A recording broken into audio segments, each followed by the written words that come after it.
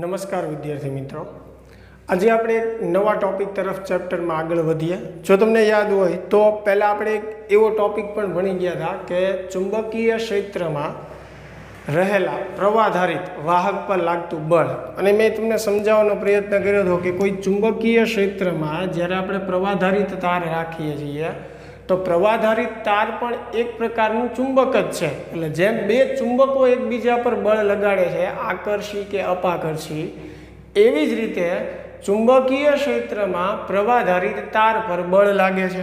અને પ્રવાધારિત તારમાં લાગતું બળ જે છે F બરાબર કેટલું થાય?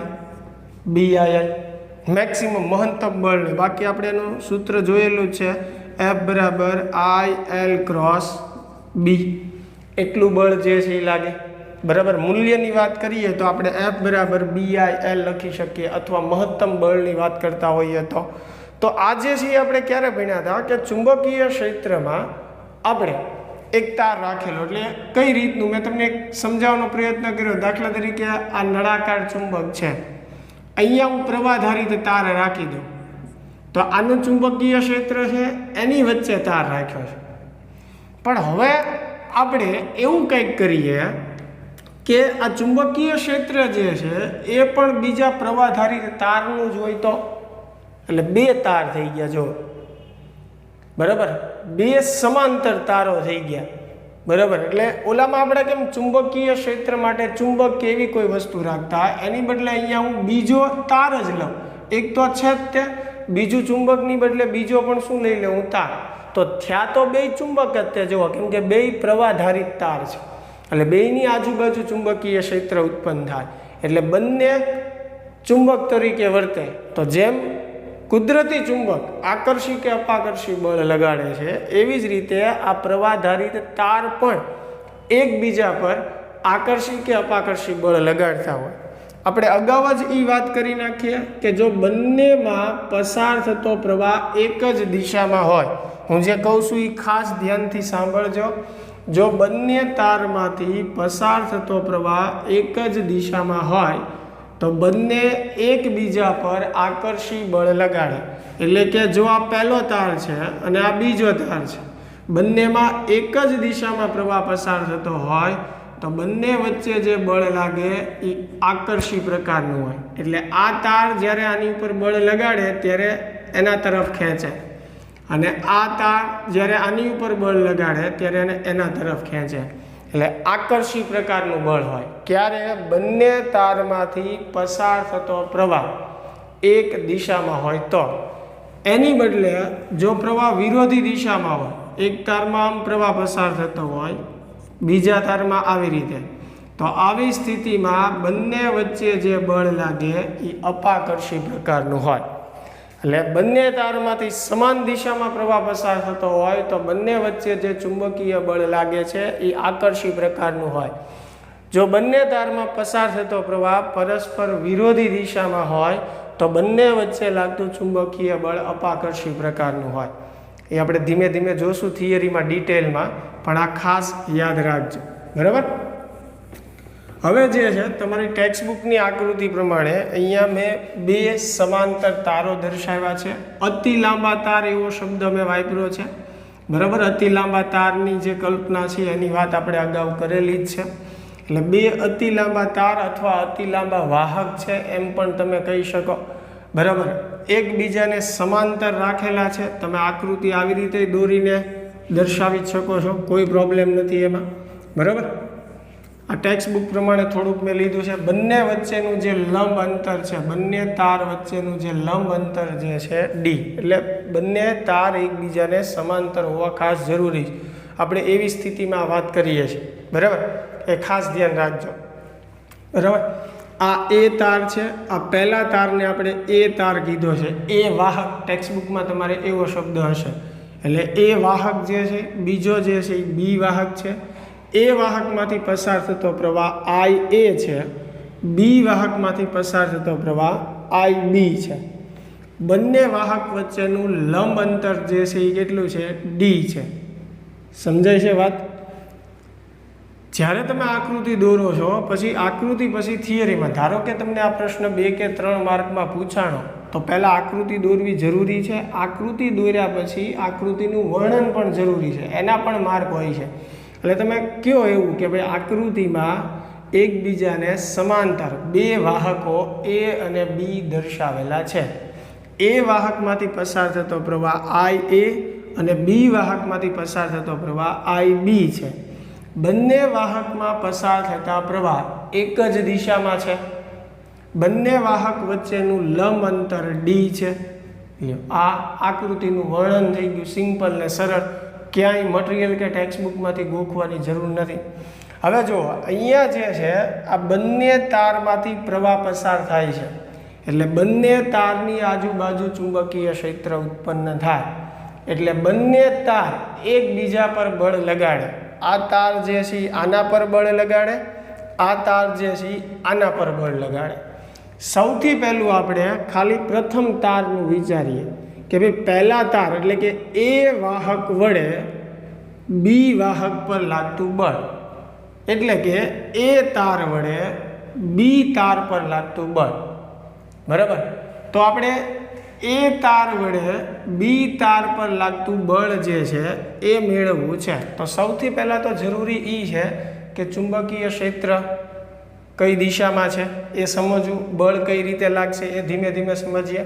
પણ પહેલી વાત આપણે શેની કરીએ છીએ, એ તાર વડે બી તાર પર લાગતું બળ, એટલે એ તારમાં જે પ્રવાહ ઉત્પન્ન થાય છે એના લીધે એની આજુબાજુ ચુંબકીય ક્ષેત્ર વર્તુળાકારે હશે ને. આ ખાસ સમજજો. અહીંયા મેં આકૃતિ મોટી એટલા માટે દોરી છે કે તમે વિડીયો લેક્ચરમાં વ્યવસ્થિત જોઈ શકો. આ તમે સમજજો. દાખલા તરીકે આ જે છે એ તાર છે, આ જે છે બી તાર છે. તો એ તારની આજુબાજુ જે ચુંબકીય ક્ષેત્ર ઉત્પન્ન થશે એ વર્તુળાકાર સ્વરૂપે હશે, અને આપણો બી તાર છે. બરાબર, તો અહીંયા બી તાર સાથે સંકળા છે ને, સમજાય છે. આ આકૃતિ જે આમ છે મેં એક્ઝેક્ટ ઊભી કરી નાખી. આ એ તાર, આ બી તાર. બરાબર, એ તારની આજુબાજુ ચુંબકીય ક્ષેત્ર, તો જમણા હાથનો નિયમ ખબર છે ને, પ્રવાહની દિશામાં અંગૂઠો રાખો, આંગળીઓની દિશામાં ચુંબકીય ક્ષેત્ર મળે. બરાબર, તો પ્રવાહની દિશામાં અંગૂઠો, આંગળીઓ, એટલે આવી રીતે ચુંબકીય ક્ષેત્ર ફરતું હોય, વર્તુળ. હવે ધારો કે આ વર્તુળ, આ જે ચુંબકીય ક્ષેત્ર છે એમાં બીજો તાર આવશે, એટલે પહેલા તાર વડે એટલે કે એ તાર વડે બી તાર પર બળ લાગશે. પણ જો ચુંબકીય ક્ષેત્ર ક્યાં ઘેરાયેલું હોય, વર્તુળાકાર સ્વરૂપે. અને મેં તમને સમજાવેલું છે કે ચુંબકીય ક્ષેત્રના વર્તુળમાં કોઈ બિંદુએ ચુંબકીય ક્ષેત્રની દિશા જોતી હોય તો ત્યાં સ્પર્શક દોરવો પડે. એટલે આ તાર આગળ ચુંબકીય ક્ષેત્ર અંદર તરફ થશે. આ આકૃતિ પ્રમાણે વાત કરું છું, કેમ કે સ્પર્શક હું દોરું તો આમ અંદર તરફ જાય ને, ટેન્જન્ટ એનો. બરાબર, એટલે અંદર તરફ થશે. એ જ વસ્તુ આપણે આ આકૃતિમાં વિચારીએ. જુઓ, પ્રવાહ જે છે આ દિશામાં છે, એટલે જમણા હાથના અંગૂઠાના નિયમ પ્રમાણે અંગૂઠો પ્રવાહની દિશામાં, તો આંગળીઓ આમ આવે એટલે આખું ચુંબકીય ક્ષેત્ર આમ હશે. જો એનો બંધ વક્ર તમે સમજો, આવી રીતે આની આજુબાજુ ઘેરાયેલો હશે. હવે એ વર્તુળમાં આ ખાસ સમજો. જુઓ, એ તાર જે છે મેં આમ રાખેલો છે, તો એની ફરતે ચુંબકીય ક્ષેત્ર આમ હોય કે નહીં, તમે સમજો. આ એ તાર છે, તો પ્રવાહ દિશામાં છે, એટલે આમ આંગળીઓ બંધ કરો એટલે એનો બંધ વક્ર આવી રીતે હોય. સમજાય છે? હવે જો બીજો તાર એની બાજુમાં છે, અહીંયા પડેલો, કયો? બી તાર. બરાબર, આ બી તાર જે છે ધારો કે અહીંયા છે, તો હવે ત્યાં મારે ચુંબકીય ક્ષેત્ર જોતું હોય તો સ્પર્શક ક્યાં આવે? નીચે તરફ આવે ને, અહીંયાથી. આ જે આકૃતિ છે, વર્તુળ છે અહીંયા ચુંબકીય ક્ષેત્રનું, તો અહીંયા જોતું હોય તો આપણે આન સ્પર્શક દોરીએ. આ બિંદુએ જોતું હોય તો આન સ્પર્શક. બરાબર, ચુંબકીય ક્ષેત્રના બંધ વક્ર પર કોઈ પણ બિંદુ પાસે દોરેલો સ્પર્શક તે બિંદુ પાસે ચુંબકીય ક્ષેત્રની દિશા આપે. એટલે અહીંયા ખાસ સમજો, આ તારનું જે ચુંબકીય ક્ષેત્ર ઉત્પન્ન થાય છે એ કોની સાથે સંકળાય છે? બી તાર સાથે. અને બી તાર ઉપર એ ચુંબકીય બળ લગાડે છે. તો હવે એ તારનું જે ચુંબકીય ક્ષેત્ર છે એ બી તાર આગળ કઈ દિશામાં હશે? એમ કહેવાય અધો દિશામાં, કેમ કે એનો વક્ર આવી રીતે ફરે છે. સમજાય છે? આવું વર્તુળ થયું તો ત્યાં સ્પર્શક ક્યાં આવશે? નીચે તરફ આવશે. કદાચ મારી આકૃતિમાંથી ન સમજાતું હોય તો ટેક્સ્ટબુકમાં આકૃતિ ટેલી કરજો. બરાબર, એટલે જ મેં મોટી આકૃતિ દોરી છે જેથી કરીને તમે સ્પષ્ટ જોઈ શકો. તો કહેવાનો અર્થ મારો શું છે કે બી તાર જે છે ત્યાં જે સંકળાયેલું ચુંબકીય ક્ષેત્ર છે એ ક્યાં હશે? નીચે તરફ. એટલે જો મેં અહીંયા બી એ લખ્યું છે. બી એટલે ચુંબકીય ક્ષેત્ર, એ એટલે કોનું? તો કે એનું. એ તારનું ચુંબકીય ક્ષેત્ર જે બી તાર સાથે સંકળાયેલું છે એ ક્યાં આવે છે? અધો દિશામાં આવે છે. સમજાય છે વાત? આ અધો દિશામાં કેમ કે અહીંયા પ્રવાહ ઉપર તરફ જાય છે એટલે ચુંબકીય ક્ષેત્રનો બંધ વક્ર આવી રીતે ફરતો હોય. હવે આમ આવશે તો અહીંયા સ્પર્શક દોરો એટલે નીચે તરફ જાય કે નહીં? અધો દિશામાં. એટલે ચુંબકીય ક્ષેત્ર અધો દિશામાં આવશે. બરાબર. હવે સૌથી પહેલી વાત આપણે એ કરીએ કે એ વાહક, તમે તાર પણ લખી શકો છો, વાહક વડે ઉદ્ભવતું ચુંબકીય ક્ષેત્ર, એ વાહક વડે ઉદ્ભવતું ચુંબકીય ક્ષેત્ર. તો એ તાર વડે ઉદ્ભવતું ચુંબકીય ક્ષેત્ર, જો આ અતિ લાંબો તાર છે. અતિ લાંબા તાર માટે ચુંબકીય ક્ષેત્રનું સૂત્ર શું થાય? μ0I/2πr આવું મેળવેલું છે. હવે આ તારમાંથી પ્રવાહ કેટલો પસાર થાય છે? તો કે IA જેટલો. એટલે અહીંયા પ્રવાહ IA આવશે. સમજાય છે કહું છું? પ્રવાહ IA. ત્યાંથી આપણે ક્યાં ચુંબકીય ક્ષેત્ર મેળવવું છે? તો કે આ બી તાર સાથે સંકળાયેલું. હવે બી તારનું અંતર કેટલું છે? D.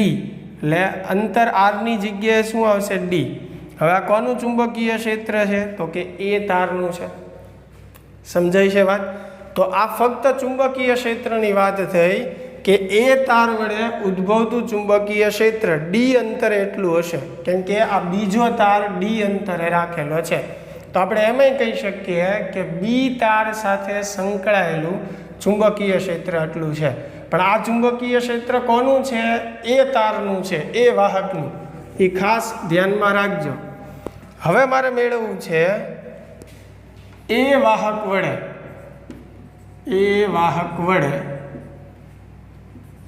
બી વાહક પર લાગતું બળ. તો એને લખશું આપણે કઈ રીતે? F. જો આને થોડુંક વ્યવસ્થિત પૂરું લખીએ. એ વાહક વડે બી વાહકની L લંબાઈ પર લાગતું બળ. તમારી ટેક્સ્ટ બુક પ્રમાણે આપણે વાત કરીએ છીએ. ધારો કે અત્યારે આપણે આ જે L લંબાઈ છે એ L લંબાઈ સાથે સંકળાયેલું ચુંબકીય ક્ષેત્ર ધ્યાનમાં લઈએ. જો તારની ફરતે ચુંબકીય ક્ષેત્ર બધે હશે, એટલે આનું ચુંબકીય ક્ષેત્ર આ આખા તાર સાથે બધે સંકળાયેલું હશે જ તે. બરાબર, એ ચિંતા કરવાની જરૂર નથી. પણ અત્યારે થોડી વાર માટે આપણે ફક્ત શેની માટે વાત કરીએ છીએ? કેપિટલ L લંબાઈ માટે. કે ભાઈ ધારો કે આ તારનું જે ચુંબકીય ક્ષેત્ર છે એ આ તારની L લંબાઈ સાથે સંકળાયેલું છે. તો એ આ લંબાઈ ઉપર બળ લગાડશે. તો આપણે ફક્ત એ જ લંબાઈનું બળ જે છે એ વ્યાખ્યાયિત કરીએ કે ભાઈ એ વાહક વડે બી વાહકની L લંબાઈ પર લાગતું બળ, એટલે કે આ ભાગ ઉપર. બરાબર છે. તો હવે જે છે બળનું સૂત્ર આપણે બળને દર્શાવીએ F વડે. બી ઉપર બળ લાગે છે એ વડે, એટલે એને દર્શાવાય કઈ રીતે? FBA. બરાબર, એ વડે બી પર લાગતું બળ. જેના પર બળ લાગે છે એ પહેલાં દર્શાવો, જે બળ લગાડે છે એ પછી દર્શાવો. હવે બળનું સૂત્ર આપણે ભણી ગયા ILB. હવે ખાસ સમજજો. જો આ I જે છે એ કોનો આવશે?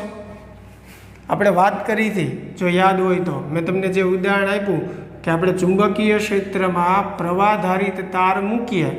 આ ચુંબકીય ક્ષેત્ર એમાં મેં તાર મૂક્યો એટલે આ તાર ઉપર લાગતું બળ. તો એનું સૂત્ર આપણે F બરાબર IL×B લીધું હતું. તો L એટલે એની લંબાઈ થઈ. બરાબર છે. I એટલે પ્રવાહ કોનો થયો? આનો. ચુંબકીય ક્ષેત્રમાં જે તાર મૂક્યો છે એટલે કે જેની ઉપર બળ લાગે છે એનો પ્રવાહ. આ સૂત્રમાં ખાસ ધ્યાન રાખજો. પ્રવાહ જે છે આ સૂત્રમાં કોનો આવશે? તો કે જેના પર બળ લાગે છે એ તારનો. અહીંયા જુઓ, આ તારમાંથી પ્રવાહ પસાર થાય છે એટલે એનું ચુંબકીય ક્ષેત્ર કોની સાથે સંકળાય છે? બીજા તાર સાથે. એટલે બીજા તાર પર બળ લાગે છે, બી તાર પર. એટલે અહીંયા પ્રવાહ જે છે એ કોનો આવશે? બી તારનો. એટલે તમારે આમ લખવું પડશે આઈ બી, એની લંબાઈ એલ અને ચુંબકીય ક્ષેત્ર બી. પણ ચુંબકીય ક્ષેત્ર કોનું આવશે? એ તારનું આવશે, કેમ કે એ તારનું ચુંબકીય ક્ષેત્ર બી સાથે સંકળાય છે. સદિશ સ્વરૂપે આપણે આને સમજી જ શકીએ છીએ, પણ હું ટેક્સ્ટબુક પ્રમાણે અત્યારે સમજાવું છું, બરાબર. અને ફક્ત મૂલ્ય લખું છું, પછી હું તમને હમણાં દિશાએ સમજાવી દઉં છું અને સદિશ સ્વરૂપે સમજાવી દઉં છું, બરાબર. તો એફ બી એ જે છે એના બરાબર આઈ બી એલ. હવે બી એ એટલે ચુંબકીય ક્ષેત્રનું સૂત્ર આપણે મ્યુ 0 આઈ એ એના છેદમાં 2 π d. અને થોડુંક ગોઠવી લખી નાખીએ તો એફ બી એ બરાબર મ્યુ 0 આઈ એ આઈ બી ઇન્ટુ એલ છેદમાં 2 π d. તો જો મ્યુ 0 એટલે શૂન્ય અવકાશની પરમિએબિલિટી. શૂન્ય અવકાશની હવાની પરમિએબિલિટી લગભગ સમાન જ હોય, એટલે આપણે બે તાર વચ્ચે હવાનું માધ્યમ છે એમ ગણીએ છીએ. અત્યારે બીજું કોઈ માધ્યમ નથી એટલે હવાનું જ ગણીએ છીએ, અને હવાની પરમિએબિલિટી માટે આપણે શૂન્ય અવકાશની જ લઈએ છીએ. એટલે મ્યુ 0 એટલે શૂન્ય અવકાશની પરમિએબિલિટી, આઈ એ અને આઈ બી એટલે બંને તારમાંથી પસાર થતા પ્રવાહ. એલ જે છે એ જેટલી લંબાઈ માટે આપણે બળ મેળવવું છે એ લંબાઈ છે. ધારો કે આખા તાર પર લાગતું બળ આપણે મેળવવું હોય તો આખા તારની લંબાઈ લેવાની છે. એટલે અહીંયા ટૂંકું અને ટચ સિમ્પલ એટલું યાદ રાખજો, એલ એટલે શું છે? લંબાઈ છે. અત્યારે આપણે થિયરીમાં આ એલ લંબાઈ ઉપર લાગતું બળ વ્યાખ્યાયિત કર્યું. ધારો કે આખા તાર પર લાગતું બળ મેળવવું હોય તો અહીંયા લંબાઈ આખા તારની આવે. એટલે સરળ શબ્દમાં મેં કીધું એમ એલ એટલે તમે એવું યાદ રાખી શકો કે આ તારની લંબાઈ દર્શાવે છે. 2 π તો ખ્યાલ જ છે. ડી જે છે એ શું છે? બંને તાર વચ્ચેનું લંબ અંતર છે. હવે વાત રહી દિશાની. તો દિશા જે છે એ આપણે ફ્લેમિંગના ડાબા હાથના નિયમ પ્રમાણે તે જમણા હાથની હથેળીના નિયમ પ્રમાણે મેળવી શકીએ છીએ, બરાબર. ચુંબકીય ક્ષેત્રની દિશામાં આપણે શું કરવાનું? આંગળીઓ જે છે એ રાખવાની. ચુંબકીય ક્ષેત્ર કઈ દિશામાં છે? અધો દિશામાં. પ્રવાહની દિશામાં અંગૂઠો રાખો. પ્રવાહ જે છે એ ક્યાં છે? ઉપર તરફ. એટલે જુઓ, ચુંબકીય ક્ષેત્ર અધો દિશામાં, પ્રવાહની દિશામાં અંગૂઠો. તો હથેળી કઈ તરફ આવે? જો આ તરફ. એટલે જે દિશામાં હથેળી આવે એ તરફ જે છે એ બળ લાગતું હોય. ફરીને પાછું આંગળીઓ જે છે એ ચુંબકીય ક્ષેત્રની દિશામાં, અંગૂઠો જે છે એ પ્રવાહની દિશામાં, બરાબર. આ તારનો પ્રવાહ જો ઉપર તરફ જ છે એટલે અંગૂઠો પ્રવાહની દિશામાં. તો જે તરફ હથેળી આવે એ દિશામાં, એટલે હથેળી અંદર તરફ આવે એટલે બળ જે છે એ અંદર તરફ લાગતું હોય. એટલે જુઓ, એ વડે બી પર લાગતું બળ અંદર તરફ દિશા દર્શાવી છે. મેં શરૂઆતમાં જ તમને સમજાવ્યું હતું કે આ જે બળની દિશા જે છે એ આકર્ષી પ્રકારની હશે, કેમ કે બંનેમાંથી પસાર થતો પ્રવાહ સમાન દિશામાં છે. એટલે આ તાર જે છે એ એને આકર્ષે. તમે એમાંય સરળ સમજી શકો કે બેયમાં પ્રવાહ એક જ દિશામાં પસાર થઈ રહ્યો છે. પ્રવાહ બંનેમાં એક જ દિશામાં, તો શું કરે? એકબીજાને આકર્ષે. તો આ તાર જ્યારે આના પર બળ લગાડે તો એને આકર્ષે તો એના તરફ જ ખેંચે ને, તો બળની દિશા એના તરફ જ આવે કે નહીં? બરાબર. ફ્લેમિંગના ડાબા હાથના નિયમ પ્રમાણે તમે નક્કી કરી જ શકો છો. એટલે એ રીતે તમે કરી શકો. અંગૂઠાની દિશામાં તમને બળ મળે. ફ્લેમિંગનો ડાબા હાથનો છે. પહેલી આંગળી ચુંબકીય ક્ષેત્રની દિશામાં રાખવાની, બીજી આંગળી પ્રવાહની દિશામાં. થોડુંક અટપટું થઈ જશે. આ પહેલી આંગળી જે છે જો ચુંબકીય ક્ષેત્રની દિશામાં, પ્રવાહની દિશામાં આંગળી, તો અંગૂઠો આ તરફ આવશે કે નહીં? એટલે બળ અંદર તરફ થશે. સમજાય છે વાત? એટલે દિશા એ પ્રમાણે તમે નક્કી કરી શકો. સદિશના નિયમ પ્રમાણે તમે ચાલો તો એવી રીતે પણ થઈ શકે, બરાબર. એફ બી એ જે છે તમે સદિશની રીતે લખો આઈ બી એલ ક્રોસ બી, બરાબર. હવે અહીંયા તમારે દિશા જે છે એ સ્પેસિફાઈ કરવી પડશે. ધારો કે જે છે આ જે છે એને એક્સ અક્ષ કહો, બરાબર. પછી આમ જે આવશે એને તમે વાય અક્ષ કહો, અને ઉપર તરફ જે આવશે એને ઝેડ અક્ષ કહો. એવી રીતે તમે વ્યાખ્યાયિત કરો, બરાબર. આ જે છે એક્સ અક્ષ, તાર ધારો કે એક્સ દિશામાં પડ્યા છે. ઊભું જે છે ને ઝેડ અક્ષ કહો, તો આ જે છે એ શું થશે? વાય અક્ષ થશે. સમજાય છે? બરાબર. તો અહીંયા એલ જે છે એ તમારો ક્યાં આવશે? જુઓ, એલ સદિશ જે છે એ કઈ દિશામાં લેવાય? પ્રવાહની દિશામાં. તો પ્રવાહ તમારો એક્સ દિશામાં આવશે એટલે આઈ કેપ આવે ને. ટૂંકમાં સમજાવી દઉં છું, આવું એટલું બધું ટેક્સ્ટબુકમાં નથી એટલે પછી ટોપિક ખૂબ લાંબો લાગશે તમને. એટલે એલની દિશા કઈ આવે? I cap. પછી બીની દિશા, બી કઈ દિશામાં છે? જુઓ નીચે તરફ છે, દેખાય છે? તો નીચે તરફ ઉપર ધારો કે તમે ધન ઝેડ લ્યો તો નીચે તરફ શું લેવાય? ઋણ ઝેડ લેવાય ને, બરાબર. અને ઋણ ઝેડ માટે શું આવે? માઇનસ કે. સમજાય છે? તો પછી તમે આઈ ક્રોસ કે લખો, એટલો ક્રોસ ગુણાકાર તો આવે ને. આઈ ક્રોસ કે લખો એટલે શું થશે? જે થશે, બરાબર. માઇનસ જે થાય પ્લસ જે, એવું તો તમને આવડવું જોઈએ. એટલે આઈ ક્રોસ કે એટલે આવશે એ તો જે જ તે, આ એક માઇનસ તો છે જ તે. તો જે આવે એટલે કઈ દિશા થઈ? વાય દિશા થઈ ગયા નહીં? તો એના ઉપરથી તમે વિચારી જ શકો. અહીંયા જુઓ મેં તમને કીધું બળ અંદર તરફ લાગશે, જો વાય દિશામાં આવે છે કે નહીં? બરાબર. પછી ધન કે ઋણ તમારે નક્કી કરવાનું છે. આ તો ટેક્સ્ટબુકમાં દિશા છે નહીં, દાખલામાં એમાં તો આપણે વાત કરશું, પણ આઈ અને આઈ ક્રોસ કે જે ને એના આધારે આપણે સમજી શકીએ એટલી ફટાફટ ખાલી એને મેં વાત કરી દીધી, બરાબર છે. એટલે એ આધારે તે તમે દિશા જે છે એ સમજી જ શકો. બાકી નિયમ પણ છે આપણી પાસે, જમણા હાથનો હથેળીનો નિયમ, ફ્લેમિંગનો ડાબા હાથનો નિયમ. તો આ જે છે એ આપણે એ તાર વડે બી તાર પર લાગતું બળ વ્યાખ્યાયિત કર્યું. જો એકમ લંબાઈ દીઠ બળ વ્યાખ્યાયિત કરવું હોય, એકમ લંબાઈ દીઠ લાગતું બળ. હવે ઘણીવાર એવું બને, ધારો કે આપણે કોઈ કારણોસર તારની લંબાઈ નથી માપી શકતા, તો એવી સ્થિતિમાં એકમ લંબાઈ દીઠ બળ, તો આ લંબાઈ જે છે એટલે ટૂંકમાં લંબાઈ વડે ભાગી નાખીએ. સરળ શબ્દમાં સમજીએ તો લંબાઈ જે છે એને આપણે છેદમાં લાવવી પડે, તો જ આને એકમ લંબાઈ દીઠ બળ કહેવાય ને, બરાબર. અથવા બંને બાજુ એલ વડે ભાગી નાખો, એમ સમજો. અહીંયા એલ વડે ભાગું, અહીંયા એલ વડે, તો અહીંયા એલ એલ કેન્સલ થઈ જાય કે નહીં? આ બાજુ એલ વધે, એવી રીતે સમજી શકો. અથવા તમે એમ વિચારી શકો કે ભાઈ એકમ લંબાઈ દીઠ લાગતું બળ એટલે કે લંબાઈ વડે ભાંગવાનું છે, તો આ લંબાઈને હું આ બાજુ છેદમાં લઈ લઉં, જેને સ્મોલ એફ બી એ વડે દર્શાવાય, સ્મોલ એફ વડે દર્શાવાય. તો એને આમ પણ લખી શકો, μ0 આઈ એ આઈ બી એના છેદમાં 2πd. આ એકમ લંબાઈ દીઠ લાગતું જે છે એ બળ છે. હજી જુઓ આ કયું બળ આપણે મેળવ્યું છે? એ તાર વડે બી તાર પર લાગતું બળ. હવે જો એનાથી ઉલટું તમે મેળવો, બી તાર વડે એ તાર પર લાગતું બળ, તો એટલું જ આવે, એનું મૂલ્ય એટલું જ થાય, પણ દિશા બદલાઈ જાય. તમે સમજી શકો ને? જુઓ એ તાર જ્યારે બી ઉપર બળ લગાડે તો એને આકર્ષે એટલે આ તરફ બળ લાગે, પણ જ્યારે બી તાર એ પર બળ લગાડે એટલે એને આકર્ષે એટલે એમાં નીચે તરફ આ બાજુ બળ લાગે. એટલે બેયનું મૂલ્ય તો સરખું જ હોય, પણ દિશા પરસ્પર જે છે એ કેવી હોય? વિરોધી હોય. ન્યૂટનનો ગતિનો ત્રીજા નિયમ જેવું, બરાબર. કેમ કે બંને એકબીજા પર બળ લગાડે. જેમ સ્થિર વિદ્યુત ભારમાં કેમ વિદ્યુત બળ લાગતું સમાન મૂલ્યનું જ હોય, પરસ્પર વિરુદ્ધ દિશાનું, તો આમાં પણ સેમ સ્થિતિ થશે, મૂલ્ય સમાન જ હશે. એ વડે બી પર લાગતું બળ કે બી વડે એ પર લાગતું બળ, એનું મૂલ્ય સમાન જ આવે, દિશા પરસ્પર વિરોધી થાય. છતાં આપણે મેળવવું હોય તો મેળવી જોઈએ. જુઓ એક્સ્ટ્રામાં તમને થોડુંક કરાવી દઉં.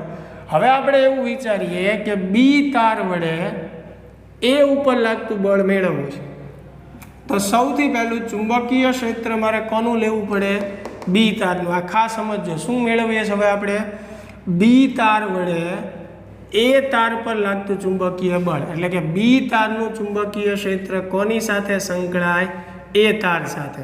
તો પહેલાં તો બી તારનું ચુંબકીય ક્ષેત્ર મેળવવું પડે, એટલે એનું સૂત્ર શું થાય? μ0 આઈ બી છેદમાં 2πd. બી થી એનું અંતર તો ડી જ થશે. હવે બી વડે એ પર લાગતું બળ, આ ટૂંકમાં હવે ઝડપથી સમજાવું છું, બરાબર. તારવવાની જરૂર નથી અલગથી થિયરીમાં. તો બી વડે એ પર લાગતું જે બળ છે, બી વડે એ પર લાગતું બળ એટલે એને એફ એ બી કહેવાય. બી વડે એ પર લાગતું બળ એટલે એને લખાય કઈ રીતે? એ બી. એ પર બળ લગાય છે, બી વડે લાગે છે, બરાબર. તો જેમ અહીંયા લખ્યું હતું એમ જુઓ, એફ બી એ મેં તમને કીધું હતું સૂત્ર આપણું શું છે? આઈ એલ બી, બરાબર. પણ પ્રવાહ કોનો આવે? જેના પર બળ લાગે છે એનો પ્રવાહ આ સૂત્રમાં, એટલે IA આવે. લંબાઈ એની પણ આપણે L જ લઈએ છીએ. અને હવે ચુંબકીય ક્ષેત્ર જે છે એ કોનું આવશે? B તારનું, કેમ કે B બળ લગાડે છે. તો હવે IA ઇન્ટુ L, B ની કિંમત મૂકો μ0 IB છેદમાં 2πd. ગોઠવીને લખો તમે FAB. તો μ0 IA IB ઇન્ટુ L છેદમાં 2πd. જુઓ તો બેયમાં કાંઈ ફરક છે? મૂલ્ય સરખું જ આવે, દિશા બદલાય છે. હવે આનું ચુંબકીય ક્ષેત્ર તમે વિચાર કરો, આ તારમાં આમ પ્રવાહ પસાર થાય છે. જુઓ, સમજો ખાસ, આ તારનું ચુંબકીય ક્ષેત્ર આ તાર સાથે સંકળાય, એટલે બળ આના ઉપર આપણે મેળવીએ છીએ આ કિસ્સામાં. તો પ્રવાહ જે છે આમ છે, આંગળીઓ વાળો એટલે આવી રીતે જુઓ, એનો વક્ર જે છે આમ ફરતો હશે. એટલે આ તાર પાસે તમે વિચારો ને તો ચુંબકીય ક્ષેત્રની દિશા જે છે ઉપર તરફ થઈ જાય. ચુંબકીય ક્ષેત્રની દિશા ઉપર તરફ આવશે. આ તારના લીધે અહીંયા ચુંબકીય ક્ષેત્રની દિશા ક્યાં હતી? નીચે તરફ.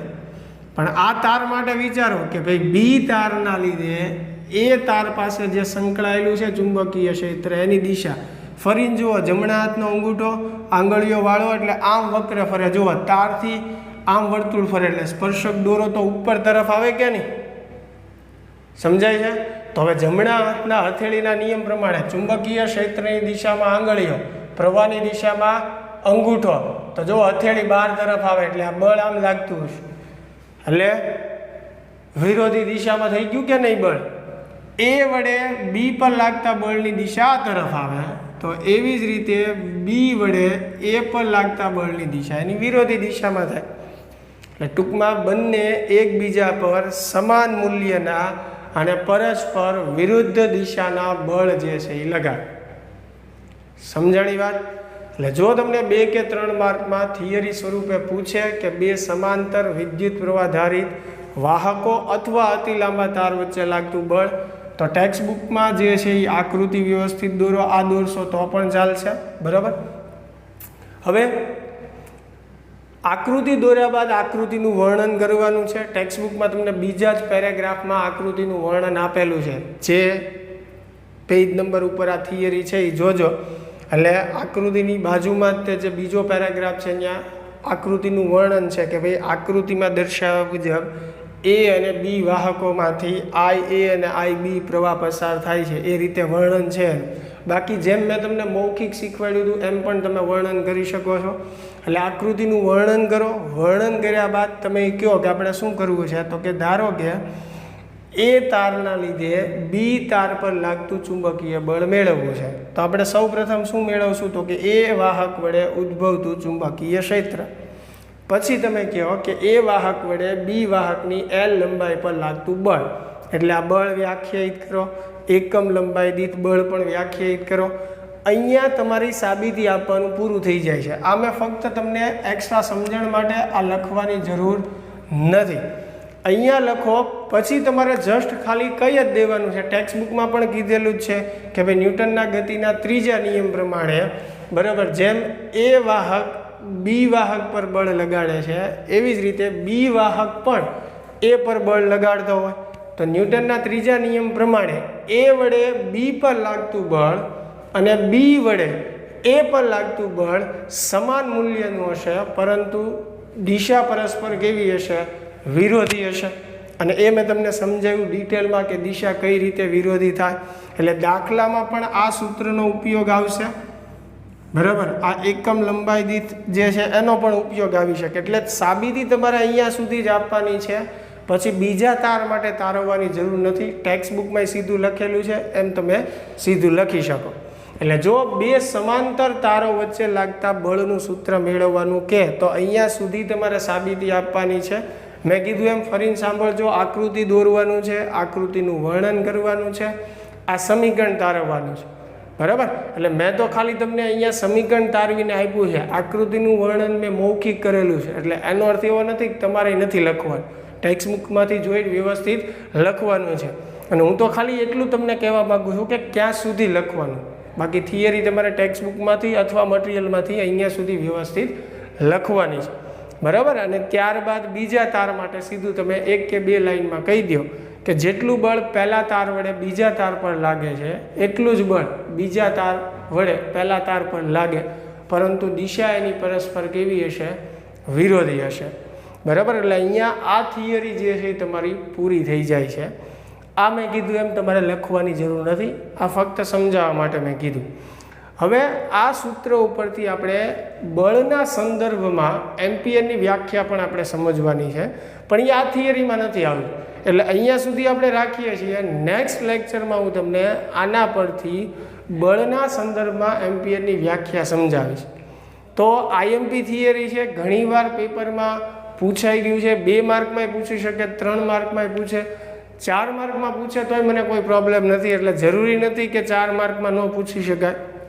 એટલે 3, 4 કે 2 માર્કમાં પૂછી શકાય એવી આઈએમપી થિયરી છે. તો ખાસ અહીંયા સુધીની જોઈ લેજો. જો કોઈ પ્રશ્ન કે ડાઉટ હોય તો તમે મને જાણ કરજો, તો રિવાઇઝ કરાવી દઈશ. પછી આપણે નેક્સ્ટ લેક્ચરમાં આગળ વધીશું. તો આશા છે કે આજનો આ સરસ ટોપિક જે છે તમને સમજાણો હશે. મળીએ હવે આપણે નેક્સ્ટ લેક્ચરમાં. Thank you.